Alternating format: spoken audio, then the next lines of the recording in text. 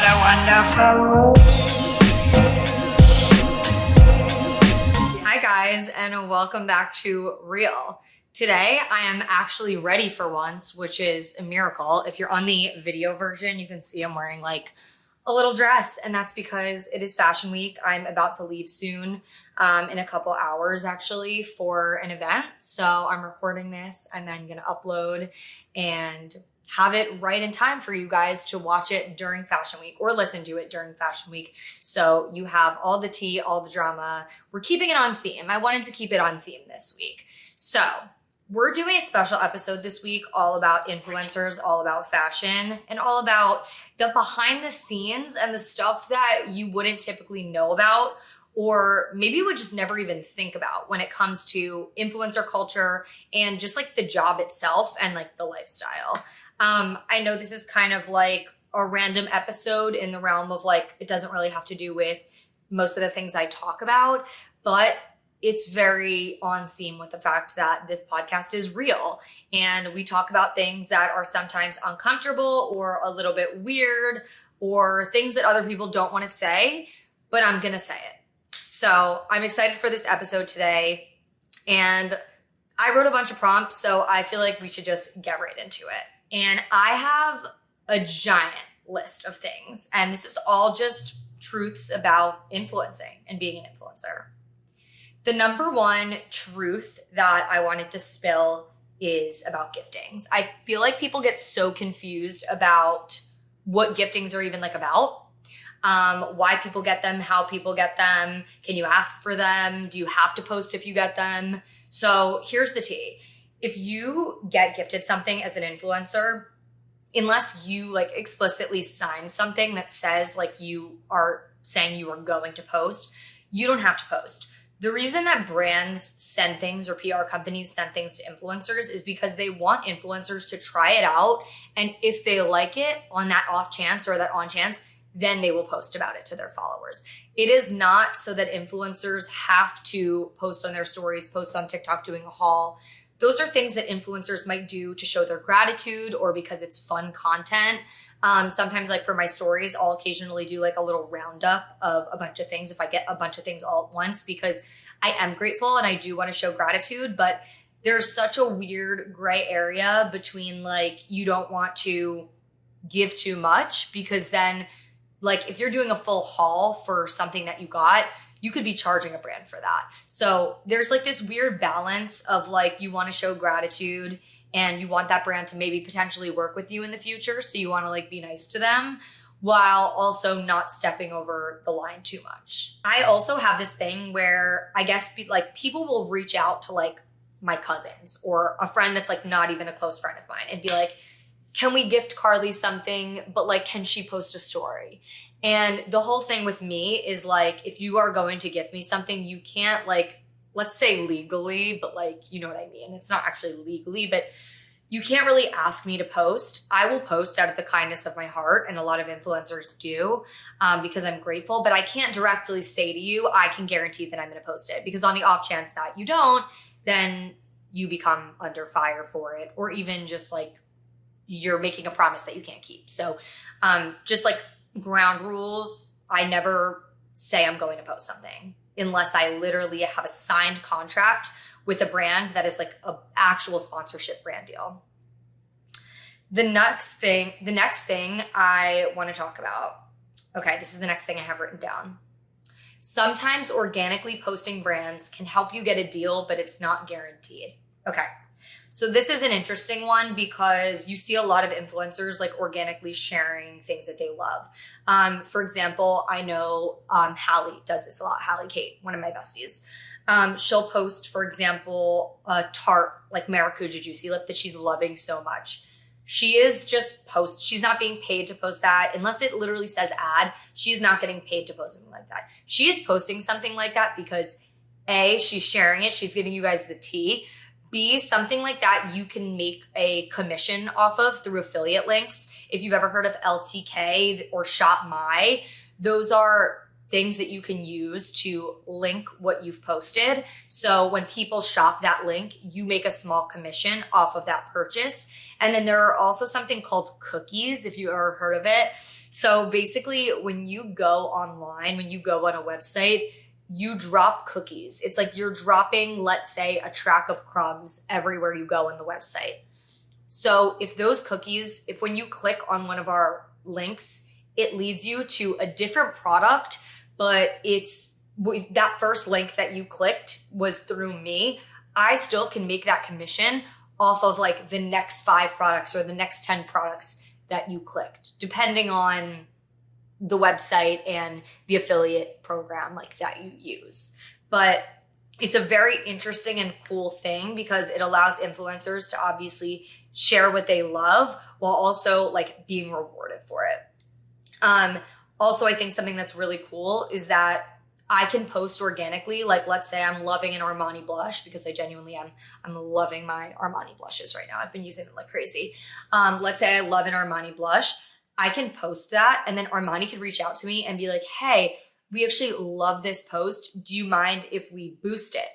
And then basically they could pay me, let's say like $1,000 to boost that post for a certain amount of time so they can actually use it to advertise their products. So instead of just getting to my audience, they are boosting that. They're putting money behind it so that it pushes out on TikTok or on Instagram or other places to an even wider audience.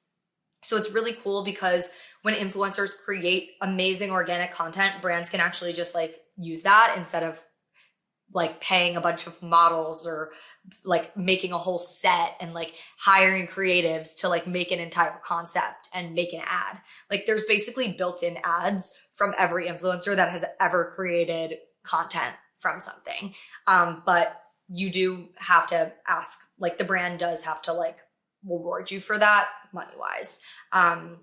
Some people don't know this. I just say, the reason why I talk about it, the brand Flakes is another influencer that's really amazing and one of my best friends, amazing with talking about like pay transparency, which I think is so important for smaller influencers that are just getting into the field. Brands will take advantage of you if you let them because you don't know any better and you think it's cool. It's not cool. You could have the biggest, highest, coolest brand using your content, but at the end of the day, you created that content. They should be paying you. These brands have a lot of money. There's no reason that they can't compensate you even $100, $500, whatever it is to use your content. So yes, a brand's going to say, oh my God, like our reward for you is that like we're posting it on our social channels to our 1 million followers. Well, guess what? A lot of the time, especially these brand accounts, they don't have very engaged followers. So what's happening is they're posting you on their page and then you're not getting any followers from it anyways. You're getting maybe 2 followers if you're lucky. So that is why I always say, ask for the compensation if a brand is going to come to you and say like, hey, we would love to use your content. No, you can talk to my manager or here's the budget and then you can use my content. On the same realm of that, let's talk about brand deals. Brands can give any rates they want to any influencer. It's a very interesting thing. There's no threshold to what brands can and can't do. So there could be an influencer half of my size that brands are choosing to pay double the amount. This could be because of engagement. This could be because they're in a niche that maybe this brand is really looking for. Maybe they're looking for a mom blogger that lives in Tennessee and they can only find one that's good for the job. They're going to pay that person the amount that they might be paying someone else in a different state because they have more of those other people and they really need a mom to add into the mix. That's just an example of how brands will try to diversify and will use money to kind of find a way to diversify, I guess you could say. This is an interesting thing though, because you could have a friend that is on the same campaign as you being paid double, triple, quadruple the amount as you. And so it's kind of like this weird, uncomfortable thing, but also you can't let it get in your head. And I definitely let it get in my head before because it's hard not to. You also like compare, you're like, why don't I have the engagement in quotes that this other person has?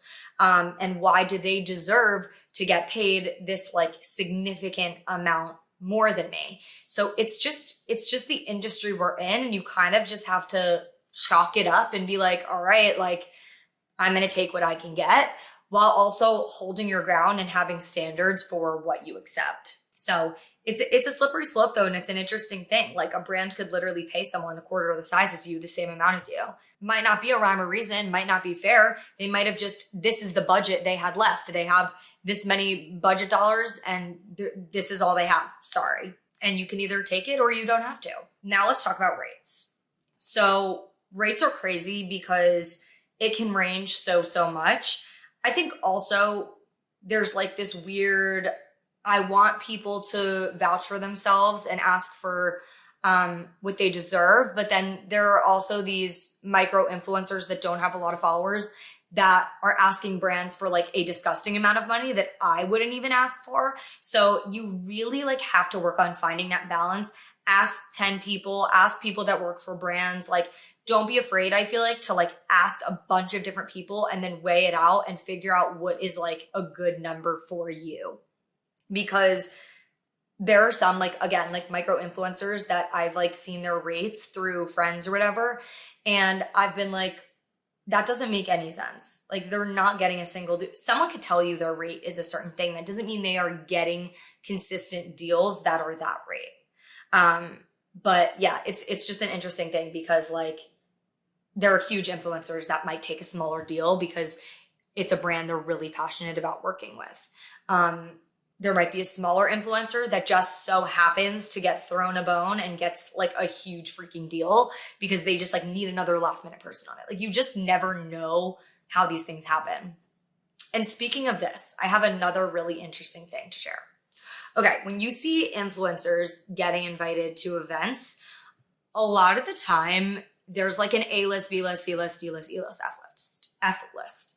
And that's because imagine how big these PR lists are. Like, let's say Armani. I don't know why I'm thinking of that. Sorry, Armani, I love you. I don't know why I'm using you as an example. Let's say they're having an event.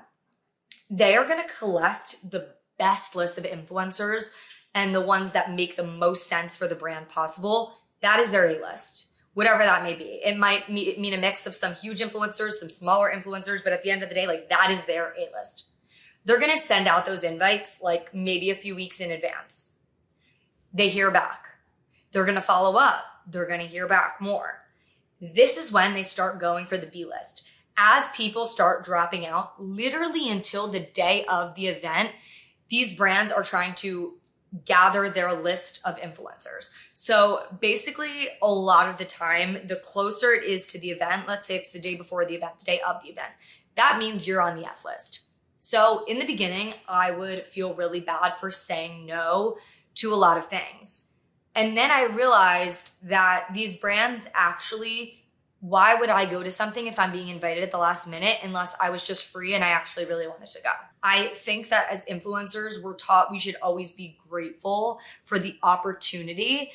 But then there's a level of these brands just like really need an influencer to fill the spot. And like someone in the spot is always better than no one in the spot. And it is no hard feelings. Like, it doesn't mean that you're not worthy to be there or you shouldn't be there. It's just the reality is there's always going to be like a hierarchy, and it really depends on the brand again and what they're looking for. Because like a brand like Old Navy is going to have a totally different list of influencers than I'm looking at Venus at Fleur, like Venus Flowers. Like, they're going to have a different list than like Old Navy, you know? It's going to be like a completely different market, whether that's like age, followers, like demographic, all those types of things. So it is really interesting, and it's something to just keep in mind. Like, when I do get invited to things, how close it is to the date. I don't feel as bad if like I say no to something. The other thing with events is that like, as you are in the industry for a longer period of time, like, these things will consume you and you will get burnt out. Yes, people get burnt out at corporate jobs. However, I think the difference is that like, we are constantly getting dressed up, socializing, like taking content. Like, it's just a different type of burnout, and neither are better or worse than the other. And I think people always have this idea that like influencers, like, the events and like the things that we do are invalid, but it's still exhausting socializing with people all the freaking time, every single weeknight, going from event to event to event, especially when there's actually no reason for you to be there because you're not getting paid and no brand is actually guaranteeing that they're going to like ever work with you. So I think that's the thing too. And also I feel like this episode might come off as me complaining about influencer things or like giving the negatives. No, it's actually just giving the reality of the situations, because when things seem glamorous a lot of the time, they're actually really not. It's like, it's a job, like at the end of the day. Like we go to events like as if we were going to go to a meeting. Like to me, like going to influencer events at night is the equivalent of me taking a meeting with a brand or going to a lunch with a brand. Like you have to do it sometimes, but a lot of the time you're not getting paid to be there. You're doing it because you want an opportunity to get paid and have business with that brand. So in the beginning, let's say, I would go to every event. I would say yes to everything. Then you realize a lot of these brands just invite you to things because they need the content for their socials. They can use when you go to an event, you're basically like, they take your picture, they use it for socials. You're going to post about it because you want to be on like good terms with the brand and you want people to know also that you were there because it like might look cool. And then there comes to a point where if I wanted to, my entire week, every single night, like back to front could be booked with events. However, there comes a point where if you've gone to 3, let's say Victoria's Secret events, and I'm sorry, Victoria's Secret, and I actually have worked with them, so this is no tea against them, and Victoria's Secret is not paying you eventually or saying like, or they don't even want to have lunch with you or invite you to the office and say like, we would love the opportunity to work with you. You don't need to keep showing up to these events all the time, you know, because a lot of the time it doesn't guarantee anything. So I always say, go for it, go to the first one. But an even more beneficial thing to me is going to a brand dinner where I get to be face to face with some of the people that are actually making the decisions on who is getting on these campaigns. Those are the people that you want to talk to, become friendly with, and not just like become friendly with because you want to be friendly. Like I'm going to talk to the people when I have a passion for the brand. There are a lot of brands that I can think of that I've really expressed to them like how passionate I am about the brand. I mean, Steve Madden being one. Who doesn't love Steve Madden? Like those girls know like I will ride for them always. But at the same time, like I've had my time with them. I've been on brand trips with them. I've been paid by them. I've worked with them in that capacity. So I feel a happy loyalty to them now because I feel like I've been rewarded and I feel seen by that brand. And so a lot of the time, I think what happens is if I don't feel seen by a brand, if they haven't really acknowledged that I've been to this many events, that I've posted, like if you look on my stories, if you see like 20 stories going all the way back to like 2019 that I've posted for them, those are the types of things that I'll be like, okay, let me move on and find a different brand to hype up and put my energy that I was using for them towards a different brand. And I could still post for the brands I love, but let me put a little bit of that energy towards someone else. So this is just something that I really try to keep in mind as I'm doing something. I'm not trying to like have like a checks and balances thing, like a one up, but I am trying to make sure that I'm being treated fairly and that also I'm being rewarded if I'm posting 20 million stories for the same brand over and over and they're just not even saying a thank you to me. So that's just a reality of like being an influencer that sometimes people don't think about. Okay, another thing that is a really interesting thing that I feel like it's more technical, but people don't really talk about the fact that brand deals a lot of the time aren't just like one TikTok post. A lot of the time what people will do, what management companies will do is they will bundle things. So let's say for me, like it's like almost like you get a bang for your buck basically. So instead of them paying me this one flat rate for a TikTok, I'm going to throw in 3 story frames for you as well. And if you up that another like however many, a couple $1,000s, I'm going to throw in an in-feed post too. So they're getting more for less money. So it's like kind of a good way to negotiate. And that's something that my management does a lot. And it's something that a lot of managements do. And then one other thing I want to touch on when it comes to partnerships that I think a lot of people don't realize, or maybe they do, is that sometimes people sign really long-term deals for long-term partnerships. I'm going to use St. James as an example. I had a 3-month-long partnership with them this summer. They are one of my all-time favorite brands to work with. St. James knows what they are doing when it comes to partnerships. One, because they see who is actually loyal to them from day one and who actually rides for their products.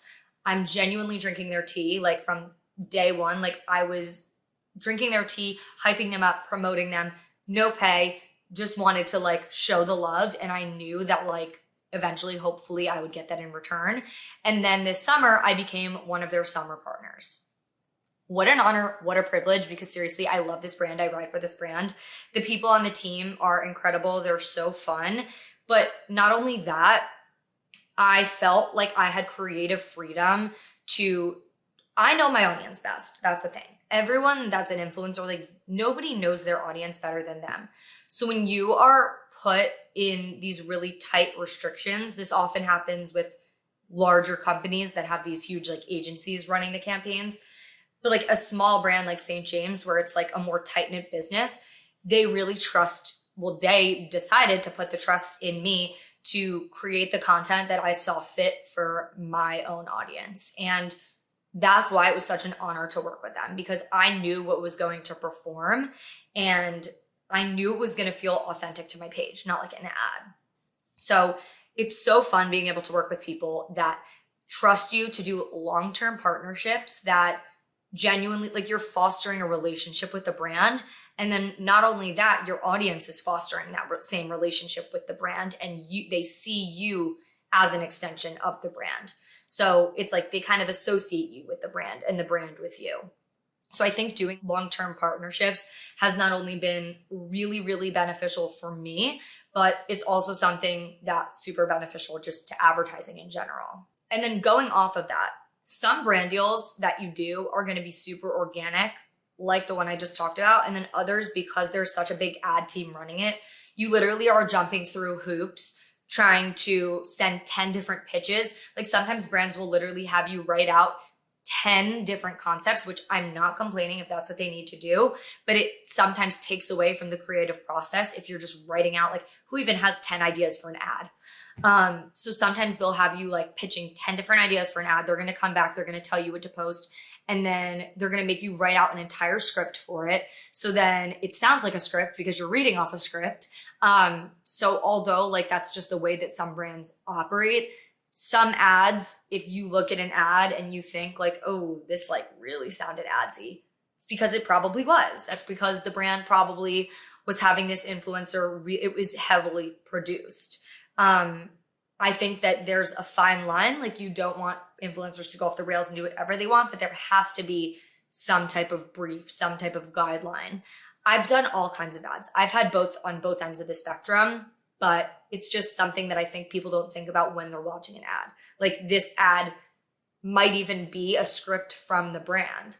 Like sometimes you don't even realize it's like not even the influencer's words. It's like someone from an ad agency wrote that. Oh, this is tea. Brands will reach out to you if you're like a really big influencer or they just really want to work with you. And they're not going to tell you like, here, try this product and then let us know if you want to work with us. A lot of the time, like deals are signed before the product has ever even been tried. And I'm probably guilty of this too. For the most part, I'm trying to think if it's a supplement, that's the one thing I'm like, I have to try it because that would be really shitty. But supplement brands do this. A brand that I've really loved to work with, I actually just was emailing with them today. That's why it's top of mind, is Love Wellness, because I already was a fan of the brand. I had met the founder, Lo Bosworth, at a event before I had ever worked with them. Audrey Challenger, if you follow her, she had hyped up the brand to me. She had been talking, like saying so many amazing things about it. So I was like, oh my God, like I need to go home and try it. Started trying it, actually loved it, then started telling my management, like, I need to work with this brand because I'm genuinely loving the products that I'm using. Gut Feelings Probiotic, shout out. Good Girl Probiotic, shout out. Both of those, chef's kiss. Obsessed. If you're a probiotic girly, definitely try both of those. But there's other brands that you will literally get reached out to by the brand and they'll be like, this is the amount of money we're giving you, post this, and influencers will post it. So it's really hard in general to trust if an influencer has like really genuinely loved the product. And I think a good way to tell is if an influencer says like, I've loved this product for years, or like that's what I always try to say. Like when it's a product I've genuinely used for a long time, I will say I've used it for a long time. If you hear me say keywords like, I'm trying to think, like if I'm like, I tried this or something, then I've tried it. And maybe I would never lie. I would never come online and say I liked something. If I didn't, I would just rather break my deal with the brand, because I'm not going to promote some shit that I wouldn't want to, like, if I'm not using it, why would I want you guys to use it? You know, I'd rather not work with the brand. But I've started to just like really test things out before I agree to work with the brand. But that doesn't happen 100% of the time. And it definitely does not happen with like other influencers as well. So I think it's just something to think about. It's like with advertising, you have to proceed with caution. An influencer doesn't have to try something to advertise it. They can just advertise it. So even like my mom, I feel like falls into that trap a lot. And I always make her show me the ads that she has watched and has gotten the products from, because I always try to decode, like, does this person really love this product? Like every ad I watch, I'm like, do they really love this? Do they really use this? Or are they just like being paid and using it? So I don't know. It's just something I always think of. And I guess because I'm in the industry, I like know behind the scenes. And it's something you should think of too. You should always watch ads cautiously. Oh, this is a T one. Okay. I didn't know this until like a couple years ago, but really when you hit the 100K mark on Instagram, that is like when the sky opens up for you apparently, and you can get paid a lot more for your ads. I have like 62K on Insta. Please follow me on Instagram. I would love to, you know, for the sky to open up to me as well. Unfortunately, that is not the case right now. And my manager is like riding me about it. She's like, just keep posting on Instagram. You'll get a lot more deals, blah, blah, blah. And it is true. I've seen it happen with like friends of mine. And it's something that like you really don't think about, but a lot of brands will not work with influencers unless they have a really established following on Instagram. And that's just because of what I said, the word established. Like Instagram is just a more established app. So 100K on Instagram looks just as good as like a 400K on TikTok type of thing. Or maybe like 200, 300K on TikTok. It's like this weird, like uneven dynamic. So that's something I'm working towards right now, actually. And I'll keep you updated with my progress. I'm trying to post reels every day because that's like apparently what helps with that. Okay, so back to the events thing. People go to events a lot. Obviously, people go to influencer events. I think the funny thing, or like the weird thing, is that like some of the people that show up to these events never got offered to be paid to be there and are just posting to be there. Like they never even knew it was an option to get paid, while other influencers are literally going because they're being paid a good amount of money to be there. So now, like when I get asked to go to events, usually my management will ask, like, is there a budget for this? I don't know why. I guess brands don't want to make it like a thing, but it's like, because like, why would they when like they could be getting advertising for free, basically? But it is just an interesting thing. And like sometimes like I've like gone to events and like talked to my friend, and then they're being paid to be there. Like for US Open, so many people got brand deals for the US Open. So it's like I'm there, but I'm just like there because like I wanted to be there. And then the person next to me also really wanted to be there, but also is being paid for it. So in the influencer world, a lot of the time, there's like this weird disappointment or feeling of, why was I not good enough for that? Why was this person the pick over me? It's just another thing that you literally have to chalk up. Sometimes there's no rhyme or reason. Sometimes the PR person that worked for that brand was a bigger fan of your friend than you. That's really like what it comes down to. Maybe that person's budget was a more appropriate budget, or their engagement was better. Like you just never know. But it is interesting that when you go to events, some people are getting paid to be there while others are not. And no one really talks about it, or some people do. It's kind of like this weird thing where you're like, are you being? And then they're like, yeah. And then you're like, okay. Mm-hmm. And they're like, are you? And you're like, yeah. And they're like, okay. So it's just like this unsaid weird thing sometimes. I don't know. Now on to the meat of the episode, which is obviously surrounding Fashion Week. Why do influencers get invited to certain events? Why do certain brands put on certain events at certain times? Are influencers being paid to be there during Fashion Week? Are influencers paying to be there during Fashion Week? Here's the tea. Some influencers literally pay upwards of $5,000 to hire a publicist so that they can sit front row at Fashion Week. That is just point blank period. Not only that, but publicists can also get you on your favorite podcast, maybe. Get you on a talk show, on a local news station, on Page 6, anything like that. That is what a publicist is there for. Sometimes your management has like in-house publicists that do that. Sometimes your management can just pitch you stuff for free for that.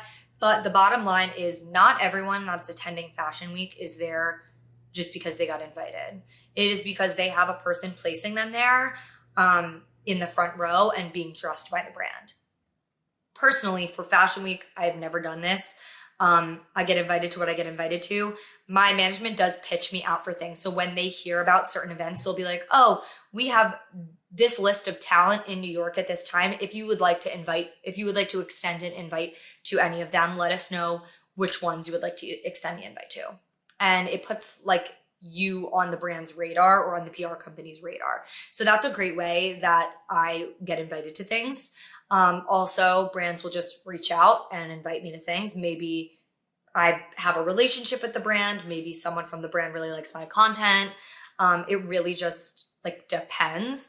But a lot of the time, if you see a person sitting front row at like every single show, it's giving publicist, unless they're just like really huge. Like last year, I feel like that happened to kind of like Alex Earl and like all those people that blew up at that time. They probably were all just genuinely getting invited because like they were just like the big thing that everyone wanted front row at that point.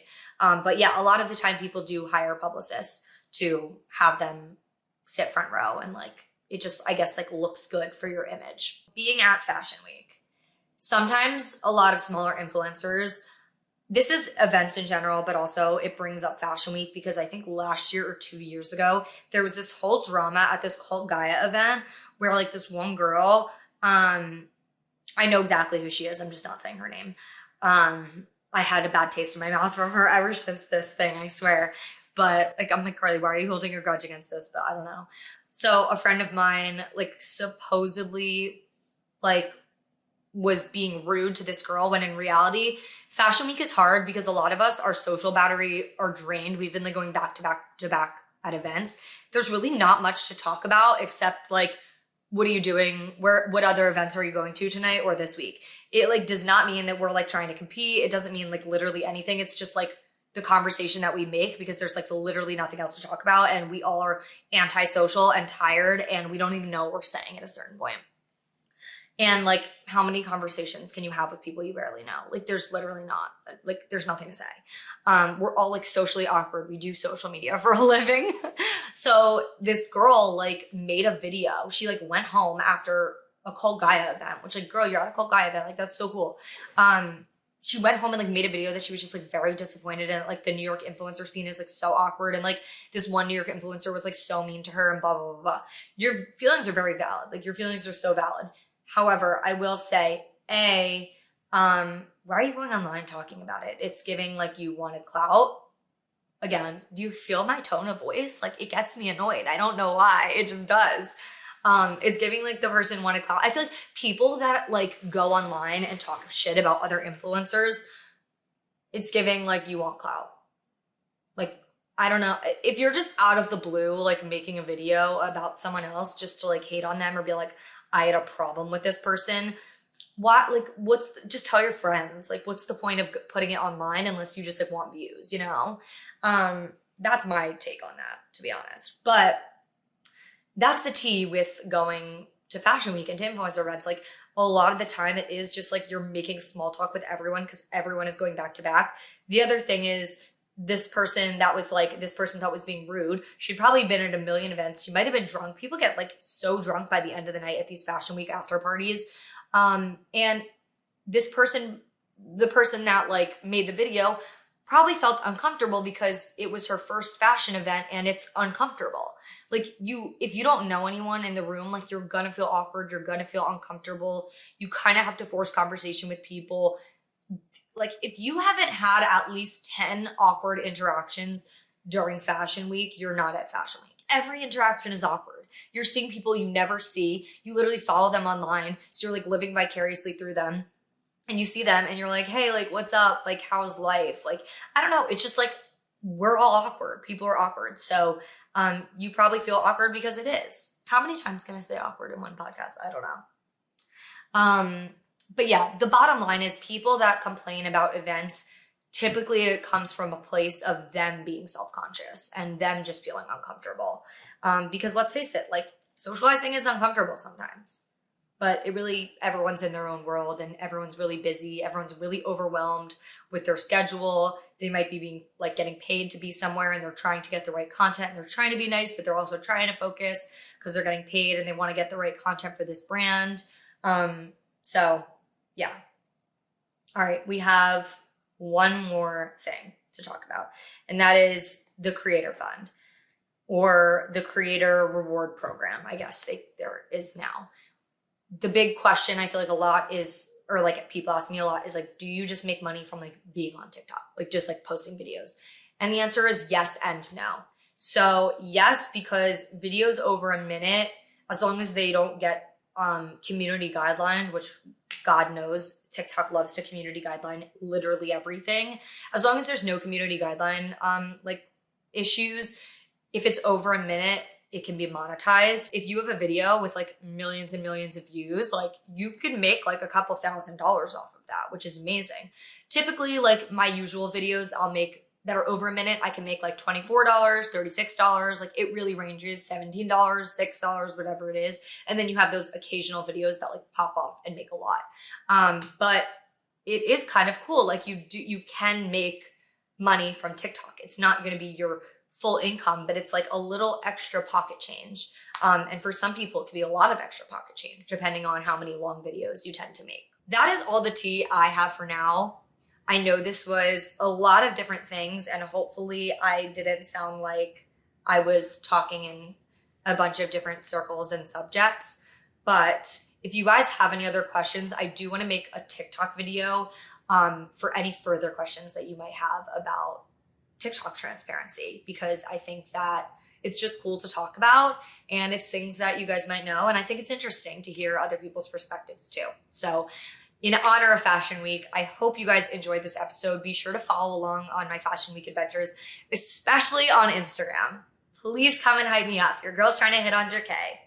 So, and also be sure, if you haven't already, to subscribe to us on YouTube, us as in me. Follow our Instagram at Real with CW and our TikTok at Real with Carly Weinstein. And I love you guys, and I will see you in the next video. Bye. What a wonderful world.